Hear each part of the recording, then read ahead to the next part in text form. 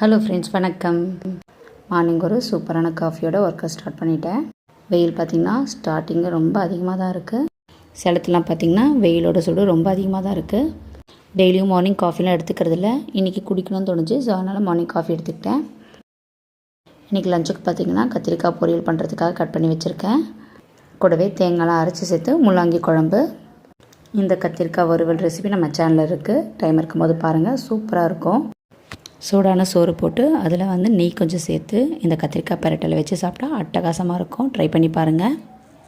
இந்த கத்திரிக்காய் ரெசிபி நம்ம சேனல் நேம் கீழே கொடுத்துருக்கேன். டைம் இருக்கும்போது பாருங்கள், செஞ்சு பார்த்துட்டு எப்படி இருக்குன்னு கண்டிப்பாக கமெண்ட் பண்ணுங்கள். சமைக்கும் போதே சிங்கில் இருந்த பாத்திரத்தையும் வாஷ் பண்ணி எடுத்துட்டேன். லஞ்சுக்கு செம சூப்பராக ரெடி ஆகிடுச்சு. கத்திரிக்காய் பெரட்டல், சூடான சாதம் வடிச்சிட்டேன். குழம்பு நம்மளுக்கு தேவையான அளவு திக்னஸ் வந்த பிறகு ஆஃப் பண்ண வேண்டியதான். நம்ம சேனலுக்கு தொடர்ந்து சப்போர்ட் கொடுங்க. தேங்க்யூ.